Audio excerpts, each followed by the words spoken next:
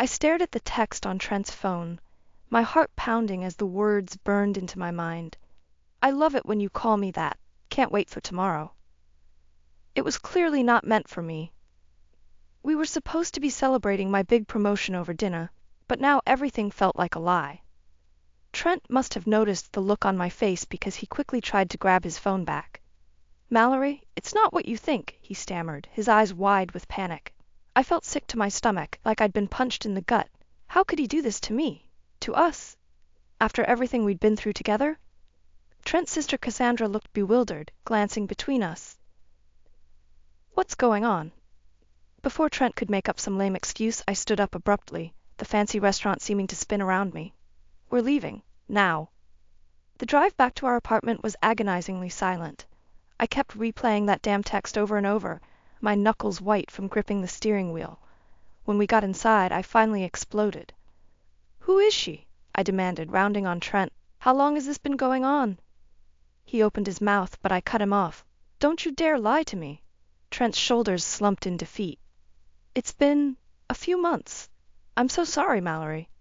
A few months. While we'd been planning our wedding, looking at venues, he'd been sneaking around behind my back. Hot tears of anger and hurt streamed down my face. "I can't believe you," I choked out. "We're through." I stormed into the bedroom, slamming and locking the door behind me. I collapsed onto the bed, sobbing into the pillow until I had no tears left. That's when the anger truly set in, burning through me with white-hot intensity. Trent wanted to play these games? Fine. I would make him regret the day he ever betrayed me. This was not over, not by a long shot. The next morning, I woke up with a pounding headache and a burning desire for vengeance. Trent was still asleep on the couch when I emerged from the bedroom, looking pathetic and guilty even in his unconscious state. "Wake up!" I snapped, startling him. He jerked awake, eyes widening as he took in my stony expression. "Mallory, I'm so—" "Save it," I cut him off coldly. "I don't want to hear any more of your lies and excuses." Trent swallowed hard, looking like a scolded child. "Good. He should feel ashamed." "Who is she?" I demanded again. "I want to know everything." He hesitated, but one withering look from me made him crumble. "Her name is Jessica. We met at a work conference 6 months ago and—" He trailed off miserably. White-hot fury coursed through me at the thought of him carrying on an affair for half a year while I naively planned our future together. "Have you been using protection?" I asked through gritted teeth, realizing with horror that he could have brought home God knows what. Trent had the decency to look even more ashamed. "And no, I haven't." I felt dizzy with disgust and rage. This man I had loved, had trusted more than anyone, had lied to me, used me, disrespected me in the worst way. Something inside me hardened like steel. "Get out," I said in a low, dangerous voice. "What?" Trent looked stricken. "You heard me," I said coldly. "Get your stuff and get out of my apartment. We're done." He opened his mouth to protest, but I leveled him with a look that could cut glass. Shoulders slumping in defeat, Trent dragged himself to the bedroom to pack a bag. As I watched him slink out the door, I felt a dark sense of satisfaction take root in my heart. This was just the beginning. I would make Trent pay for what he'd done, no matter what it took. And by the time I was finished, his life would be in ruins. Over the next few days, I operated with cold, plus ruthless efficiency. I started by contacting a private investigator and giving them all the details about Trent's infidelity. I wanted every sordid detail of his affair exposed. Then I got to work gathering my own evidence. I dug through our old phone records, bank statements, anything that could reveal more about the depth of Trent's betrayal. With each new discovery, the flames of my fury burned hotter. Thankfully, I had an amazing support system in my friends. When I told them what that bastard had done, they were outraged on my behalf. "That piece of garbage!" Steph raged when I showed her the hotel receipts. "I'll kill him myself." "You're too good for that lying snake," Dana seethed, wrapping a supportive arm around me. "We'll make him pay, I promise." Their unconditional love and loyalty gave me strength during those dark days. I wasn't just doing this for me. I was doing it for all the women who had ever been cheated on and mistreated by selfish men like Trent. With my friend's help, I formulated a plan of attack. First, we would systematically dismantle Trent's professional life by leaking proof of his indiscretions to his boss and colleagues. Then we'd take down his social status by revealing his true nature to his smarmy country club pals. Finally, I would deliver the killing blow by crushing his ego and leaving him a pariah. By the time I was done, Trent Holden would be less than a memory. The thought of destroying him brought me a vicious sense of satisfaction. Still, a small part of me felt a twinge of sadness for the man I had once loved. I quickly shoved those feelings aside. Trent had made his bed, and now he could lie in it. My friends noticed my dark mood and tried to lift my spirits. "Let's go out tonight," Monica suggested brightly. "Get your mind off of things." I managed a small smile, grateful for their efforts to cheer me up. "Sure, why not? I could use a distraction." As we headed to our favorite club that night, I caught my reflection in a storefront window. My eyes burned with a hardness I didn't recognize. In that moment, I knew there was no going back. Revenge wasn't just something I wanted. It was something I needed, like air. And I would stop at nothing until Trent's world lay in ashes around him. With the evidence gathered by the private investigator, I was locked and loaded. It was time to start taking Trent down, one piece at a time. First, I anonymously sent a file containing proof of his affair to his boss at the investment firm. Explicit photos, receipts for secret hotel trysts, the works. I made sure to include a polite note about how such indiscretions could open the company up to sexual harassment lawsuits. A few days later, the hammer dropped. Trent was called into an emergency meeting and unceremoniously suspended pending further investigation into his unethical behavior. When I caught wind of the news from Monica, who worked in the same building, I allowed myself a small, satisfied smile. That was just a taste of what was to come. Next, I turned my sights to dismantling Trent's social status. I may have been raised working class, but I knew how important keeping up appearances was to that smarmy country club crowd he ran with. I created an anonymous email account and sent graphic details of his affair to the board members of his snobby golf club. I even included a few choicely censored photos just to rub salt in the wound. Within a week, Trent had been asked to resign his membership after several decades. Rumors spread like wildfire amongst the cuckolded housewives who ran those upper-crust social circles. But I wasn't done yet. If I wanted to leave Trent well and truly broken, I needed to completely decimate his ego and reputation in our community. That opportunity came at the next meeting of our neighborhood beautification committee, of all places. I haunted those meetings like a ghost, half listening as Trent pompously held court while the other wives and I rolled our eyes. When he launched into another blustery diatribe about the import of maintaining community values, I couldn't stop myself. "Speaking of values," I said loudly, cutting him off, "I have something to share about our esteemed committee chairman." You could have heard a pin drop as all eyes swiveled towards me. Trent paled, realizing where this was going. "Trent here has been having an affair for months," I proclaimed, holding up a manila envelope. "With proof." The explosion of gasps and outcries was a beautiful cacophony to my ears. Trent frantically tried to deflect as I read out the lurid details, but it was too late. His polished veneer of respectability shattered into a million pieces that day. And as I watched him crumble under the weight of his exposed lies, I felt like a goddess of vengeance. The game was oh so deliciously afoot. The next phase of my plan required a more public approach. I decided to strike at the next major charity gala our social circle always attended. It was the perfect stage to completely undermine Trent's crumbling reputation. As I got ready that night, I could feel the excited energy thrumming through me. This was the moment I had been meticulously preparing for. With each swing of the metaphorical sword, I'd been slowly severing Trent's ties to this community. Tonight, I would go for the killing blow. When we arrived at the fancy venue, Trent tried to put on a brave face, but I could see the flicker of fear in his eyes as he scanned the crowd, realizing the damage I'd already done. His usual sycophants were giving him a wide berth, whispering behind raised hands. I swept through the room like royalty, head held high. A server offered me a glass of champagne, which I accepted with a regal nod. The bubbles danced on my tongue as I sipped slowly, savoring the moment. Eventually, it came time for the speeches. A hush fell over the ballroom as the host took the stage to thank everyone for their generous donations. Then, almost as an afterthought, He gestured for me to join him. "We'd also like to acknowledge Mallory Greaves tonight," the host said as I ascended the steps, "for her outstanding leadership and community service over the past year." A smattering of polite applause broke out, but I could feel the energy in the room shift as people realized I was about to speak. Trent looked almost gray as our eyes locked. "Thank you all," I began, my voice ringing with poise and confidence. "It's truly an honor to give back to our community in whatever way I can." I paused, letting that magnanimous statement hang in the air for a beat. Then I went for the jugular. "Unfortunately, not everyone here tonight shares those same values of honor, integrity, and commitment. You could have heard a pin drop." Everyone watched with bated breath, and I could sense Trent's panic rising.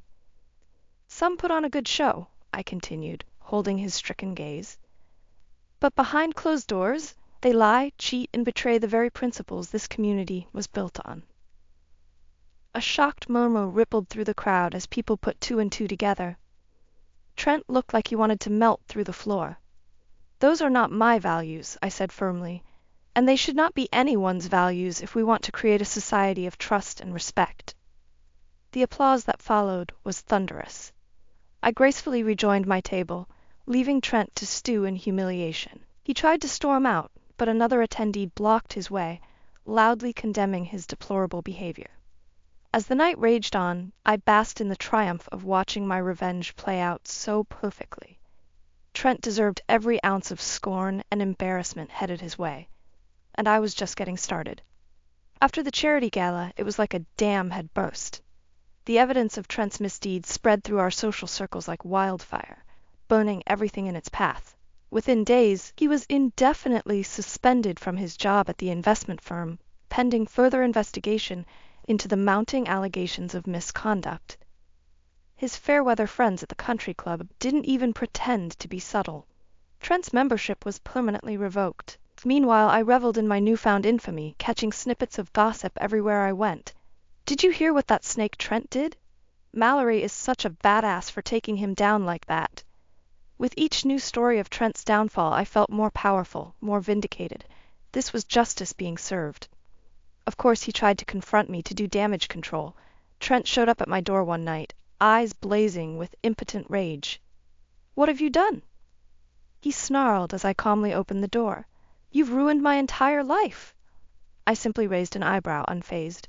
"I'm just revealing the truth about who you really are. Everything you're going through is nobody's fault but your own." Trent's face contorted with anger, and he took a step forward, fists clenched. An empty threat. We both knew he didn't have the guts to actually hit me. "This isn't over," he spat. "I'll make you pay for this, you vindictive "I'd watch your tone if I were you," I cut him off coldly. "Your life is already in tatters thanks to your own despicable actions. Don't make it worse for yourself." With that, I shut the door in his stunned face, not even giving him the satisfaction of a reaction. Let him stew in the mess of his own creation for a while. In the coming weeks, the noose only tightened around Trent's neck. Gripped by morbid curiosity, I started collecting the articles and social media posts that detailed his spectacular fall from grace. There was the scathing editorial from the local paper dressing him down as a modern-day cad, the deluge of Facebook and Twitter comments from former associates and friends calling him every insult under the sun. His promising career was in ashes, his reputation forever stained. And to think this was all just the beginning of what I had planned for him. As the public condemnation crescendoed, Trent started looking gray and haggard, like the life was being drained from him. Good. I wanted him to suffer, to feel even a fraction of the anguish and humiliation he'd put me through. When our mutual friend Monica invited us both to her housewarming party, I knew it was the perfect chance to twist the knife even deeper. I arrived early, greeting the other guests with my usual poise as Trent sulked in the corner, a pariah. This was going to be fun. The housewarming party was in full swing when Trent finally showed his face. As soon as he walked through the door, the atmosphere chilled. People stopped mid-conversation to gawk at the man who had become a public disgrace. Trent's eyes frantically scanned the crowd until they landed on me, holding court by the bar. A snarl twisted his features as he stalked over.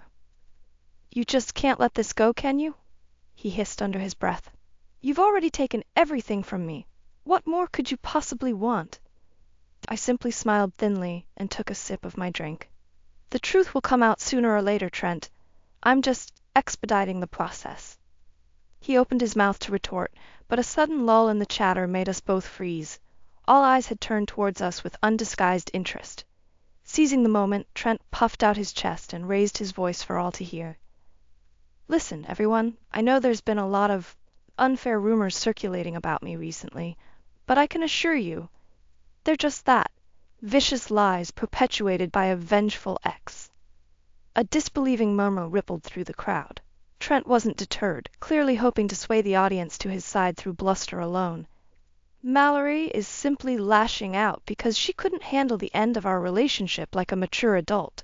This campaign of defamation is nothing more than the unhinged actions of a woman scorned.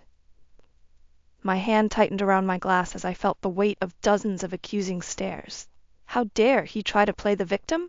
To rewrite the narrative as if he wasn't a lying, cheating snake? Is that so?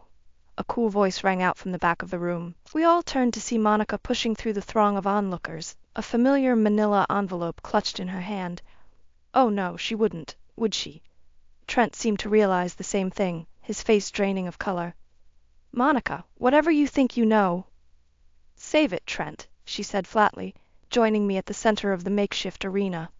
I have proof right here of everything. Bank statements showing your money trail to hotels and apartments for your little trysts, texts and emails between you and your mistress, even photos and video if anyone needs further convincing. A shocked silence fell over the party as Monica flipped open the envelope, letting a few incriminating photos spill out onto the counter. Up-close shots of Trent in compromising positions with his lover, leaving no doubt as to their indecent activities. You make me sick. Monica snarled at the shell-shocked Trent, her eyes blazing with righteous fury. How could you do this to Mallory, to all of us who considered you a friend? She jabbed an accusing finger at the graphic evidence. This is who you are, Trent. A liar, a cheater, a total embarrassment to anyone who ever trusted you. Mallory is done letting you get away with your lies and deceptions. A smattering of disgusted murmurs echoed through the crowd as they finally saw Trent for the vile snake he truly was. He looked around wildly, searching for any scrap of support or sympathy, but finding only scorn and revulsion. Shoulders slumped in defeat, Trent turned and fled the party without another word, disappearing into the night from which there would be no redemption. I watched him go with a mixture of pity and vicious satisfaction. The once proud man was now a hated pariah, and he had no one to blame but himself. Turning to Monica with a grateful smile, I pulled her into a fierce hug. Thank you, I murmured, fighting back joyful tears. For everything. This was the end of Trent Holden, and I had never felt more vindicated or powerful in my life. A few months later, I could finally breathe again. The cloud of anger and obsession that had consumed me after Trent's betrayal had lifted, allowing the sun to peek through once more. As I settled into my swanky new corner office at work, I felt a sense of pride and accomplishment. My hard work and perseverance had paid off. I'd been promoted to senior marketing director in the wake of the old director's abrupt resignation. Rumor was the scandal surrounding his colleague Trent had been the final straw that broke the company's tolerance for unethical behavior. I smiled wryly, knowing I had played more than a small role in that chain of events. These days, Trent's name was like a dirty word around town. He'd become a virtual pariah, unable to show his face without getting pelted with disgusted looks and whispers.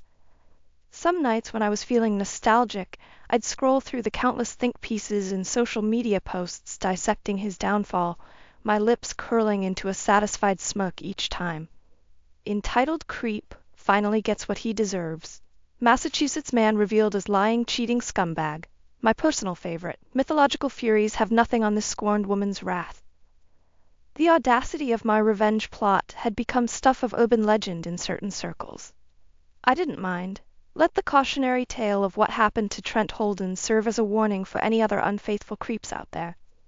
My friends, of course, remained loyal supporters through it all. We'd crack open a bottle of cheap white wine and raise sarcastic toasts to Trent's increasing misery, to the disgraced dog finally being neutered, to Burns so sick They're going to need medical attention.